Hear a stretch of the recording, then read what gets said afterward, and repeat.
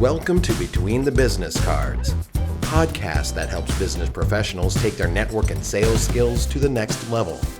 And now, here are your hosts, Martina Niemeyer and Brandon Souba. Hello, everybody, and welcome to Between the Business Cards. I'm Brandon Souba with Valley Construction. And I'm Martina Niemeyer with Centersphere. And this is the podcast that helps you with tips and tricks of networking and referrals and all that fun stuff. We've been going through the different parts of the meeting. We're kind of still on the I've joined Centersphere, now what? And today we get to talk about the 10-minute presentation. Or are there a lot of names that you hear for this part? Sometimes they're just presentations. Sometimes they're like a member spotlight. That's sometimes, one, yeah, there's different things that different groups call them. A lot of times it's just the speaker or the presentation. Regardless, this is the point of the meeting where somebody is recognized, generally goes up to the front of the room, has something prepared, and has a larger amount of time than just kind of the minute that's given to tell them more about their business, referrals they're looking for. And the challenge with this that I have seen over the years is sometimes I feel the members just think, I have to fill 10 minutes. Yeah. What am I going to talk about for 10 minutes? Yet I usually see those same members open network very comfortably and talk about their business for 10 minutes. This is not a time to just fill 10 minutes or however much time that you're given. This is truly when people are listening more and want to help you. Well, and when we were preparing for this, you considered that an opportunity, and it very much is an opportunity to dive in a little bit deeper. We know that there are always going to be pieces about what we do that people either don't know much about or they could use some extra information on. So I will even have people talk about, well, I presented to my chapter several times. They know this or they know that. And sure, generally they might, but they may not know a particular thing that has gone on in your business or something that you offer or some expertise within that industry that you can offer and educate. You know, it may not even be something that directly comes back to you, but just a general value add to everybody that they can be checking for on their home or looking for in their policies or thinking about with their finances or their health. So things like that. One of the cooler things, kind of on the lines of not always relevant, but a little relevant, but the car person that was in a group I was in mentioned that when you lease a car, they give you the buyout price. And I was 2 years into leasing a car and I didn't realize that. Went home and I looked at it, and this was during COVID when all the price, and like, I had a smoking deal on the car and I ended up taking it. But it was that recommendation that I learned in one of the presentations that I would even consider that. So again, this really is a time that people are listening, and even the tidbit that may not be completely relevant but still plays into your industry can actually help you gain quite a bit of credibility. Yeah, it absolutely can. And it helps you to be able to give those better referrals as well. So when you're listening to those presentations, be listening for opportunities of people you could talk to or conversations you've had. But also be thinking about that as you're preparing for them. As you're preparing, what things could I offer that maybe somebody is encountering that they don't even know that I help with? We all have pieces of our business that we may not necessarily know, that somebody doesn't understand. Yeah.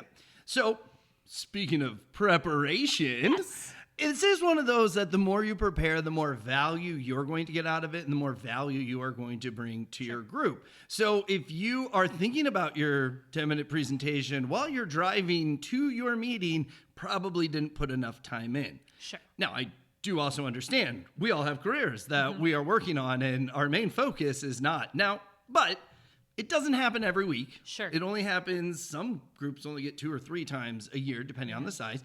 And if you do get to go quite often, consider that kind of a big opportunity. Oh, it's an absolute opportunity because, like I said, that education piece is huge.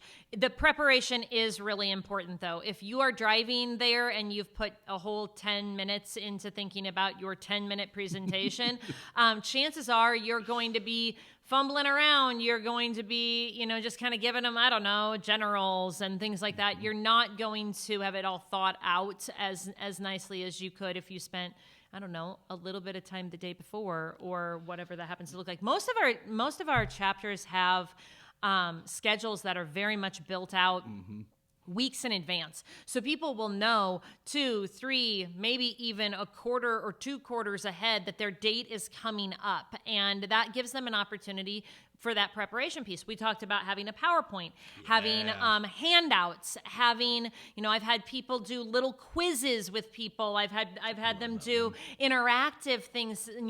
Those things take preparation. It takes a little bit of time to make sure that you are ready to bring your best self to those people. And whenever you're going into a meeting, and I've maybe said it before, and if I haven't, I'll definitely say it probably numerous more times, you have to view them as your most important client. Well, here are 12, 20, 30 people that are listening to you as if they are a client of yours.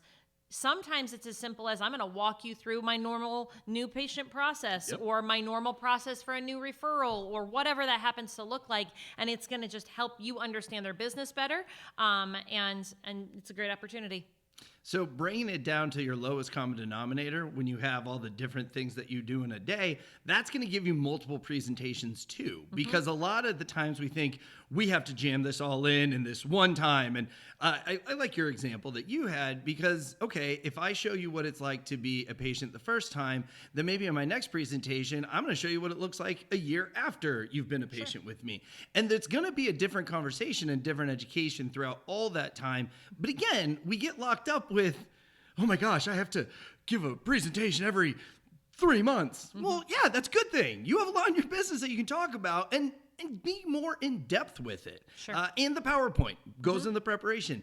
There's 3 different kinds of learning styles. Let's see if I can do this without notes. Here we go. You've got auditory, visual, and then kinesthetic. Bet you didn't know I knew that word, did you? Good job. So that is, when you have promotional products, the kinesthetic, touch something, that's just kind of something nice that they have. Sure. Oh, and handouts. Almost everybody will look through a handout during your 10-minute presentation, be it if they are bored with what you have to say or just really interested in what Maybe you they're have to taking say. notes. Maybe they're taking notes. And then the visual. It's always good to have a visual because a lot of visual learners don't necessarily know that they're visual learners. They just think it's how everyone should learn. And then the auditory. Again, you're going to be up there talking, but try to have fun with it. Don't read. Don't just get up there and read your PowerPoint that you've written. Put pictures up there that remind you what you want to talk about, and then have a flowing conversation. Well, and as much as this is a part of letting them know about your business and all the things that you do with that, it's also an opportunity. Maybe you haven't had a chance to sit down with a member or two to a one-to-one yet. And it's an opportunity for you to very briefly go into who you are and why you do what you do. Yes, a lot of that can be saved for a one-to-one, for sure. But it can also be a time to just say, hey, here's a picture of my dog. Here's a vacation we went on and it was fun. I like hiking. And then all of a sudden, somebody else in the room goes, I like hiking too. Oh my goodness. And it's a connection point that maybe they can't use your business right now, but you can still connect with them on a level that's personal. So within the presentation too, stories. This is my sales blood here, but facts tell and stories sell. And we've said many times, you're not selling to your group. I want to be very clear. That's not what I'm saying. But when you share stories, that helps people visualize what the ideal referral looks like for you, what the experience a referral they're going to send to you will be. So if you have a very visual business, I was thinking of Brett and his cleaning, his car cleaning detailing, right? He can show a lot of pictures and very much explain what he does. Insurance agent, not so much. Right. Although I do like seeing all the stats and and those types of things. But in all of that, it's storytelling. You're sharing what it's like within the story or a visual. And that's just so much more enjoyable when you're listening to somebody for 10 minutes. Yeah. Well, and that story, it also expresses your personality and shows you exactly, shows them exactly what it would be like to work with you. It shows also your heart. So if the story that you choose, we are going to choose to tell stories that resonate with us, right? And so the story that you choose may have a piece to it of why it tugged on your heart to share that particular one, why it meant a lot to work with that person and help that person. And so you start out with, hey, this person came to me and they blank and I was able to solve through this, it just really starts to show the heart behind what you do, because we all do things that, sometimes they're boring on the surface, but we're doing them with a reason. We have a purpose of why we're out there. And it's, very rarely the thing itself. It's got more to do than. Mm-hmm. And then, well, actually, we have a debate that we're going to do, but it's not this one. This one, I feel people miss this opportunity quite a bit. Give referral examples or just ask for what referral you're looking for. Yeah. If it's tax season, then the referral you're probably looking for, go easy. A married couple that has W-2 income. Yeah. I can knock out their tax returns on my breaks. Mm-hmm. Probably not the best time to be asking for a super complex business that's 3 years behind on their QuickBooks. So the more specific you can be with that referral you're asking for, the better opportunity your group has to be like, oh, like my friends down the street that they both work and they make W-2. Not that you know that. Although, from a lot of what we do in Centersphere as far as professions go, we probably do know. Yeah, a little bit. Yes. Well, and I mean, there's even a time to tell people the seasons of things that you need, right? The things that they're like, well, I know they work with these people, but when your hot seasons are. When it's the right time. When it's the right time to have somebody come to you that simply has a box of receipts from 2 years ago and they just need help. Right? Versus somebody who's very well put together and just needs the calculations done. Boom. Those are two very different time frames if we're using the accountant example, that you can send that referral more specifically to the person that can help them. It's a great time to be able to let them know exactly what it is that you need. And giving those examples, talking through stories is going to help with that also. Then they know that you're a good fit for the person that they want to send to you. Yeah, I think we take it for granted. Mm-hmm. And we're going to do an episode on this too, but we just think everybody knows what we need and what we do. Sure. And that's not the case. We're all a little different. Well, we also think that we can say to people, I'll work with anyone. Oh, yes. And really and truly, okay, will you help just about anybody that comes to you? Maybe that's you. But we all have ideal clients, ones that you really love working with, ones that you get passionate about. Asking for those specifically inside your presentations is really effective. Yeah, and you get what you want. Right. It's kind of neat. Yes. Okay, so the debate, and I don't know, I think this is just my long history of being a curmudgeon, but a lot of the times, especially when you don't have enough content to fill 10 minutes, people will open up for questions at the end. Now, I was expressing how I felt about this, and then Martina made some good points. So I was like, okay, you can convince me, but I'm going to start. Okay. Because I like your rebuttals. A lot of the times I feel it's people that weren't prepared, and they open it up for questions. I've also seen somebody sit down in front of a group and say, this just happened in the world. Go ahead and ask me all the questions you want. And it went for 25 minutes. 25 minutes. And it was boring. And it was very specific questions per person, right? And I know you're going to touch on this, but I didn't have any relevance of what that person just asked. So now I'm shutting down. I'm not listening anymore, right? Okay.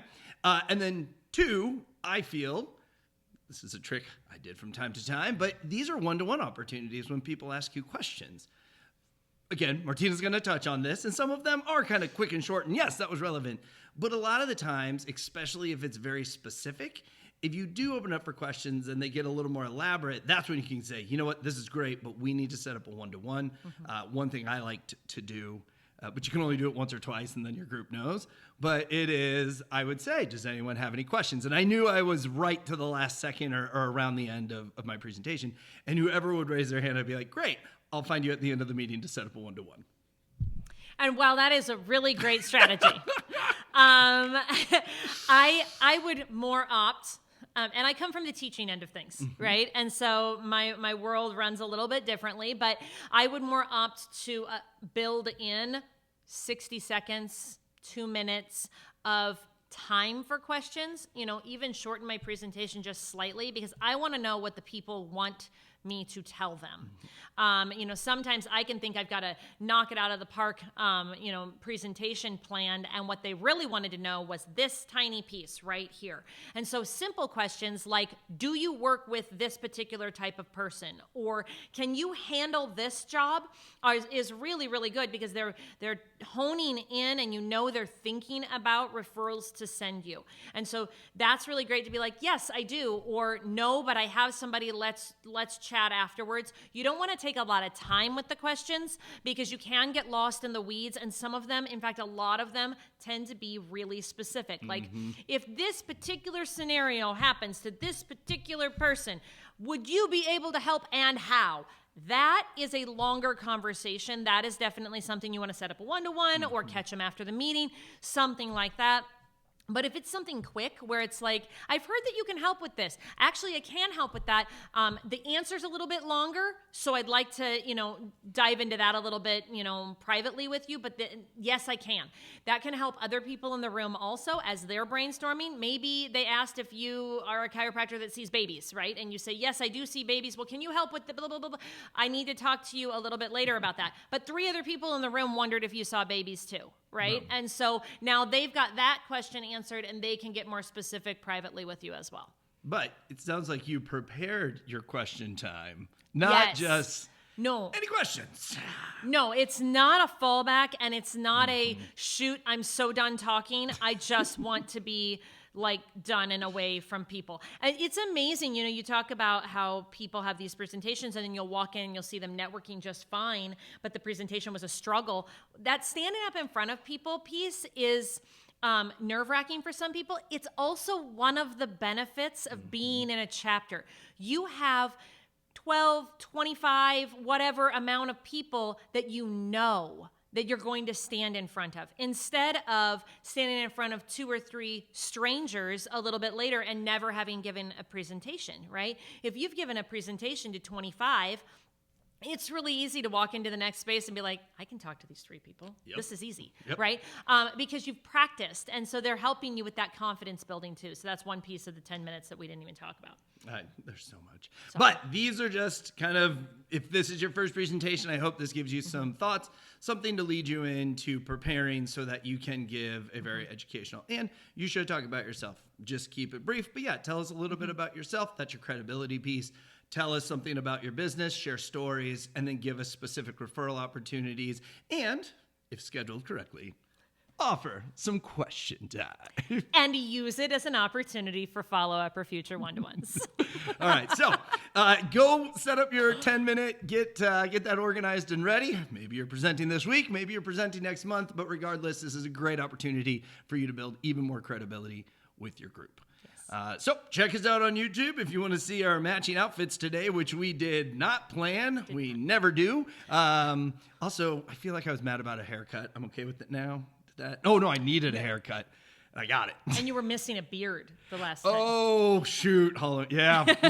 Yep. So that's back too. But also, if you can subscribe wherever you're listening, give us comments if there's a topic you'd like us to cover in the future. We can't guarantee when we'll get to it, but we'll eventually run out of ideas. So we'll like to hear your ideas. But other than that, we will talk to you on a future podcast. Have a good day.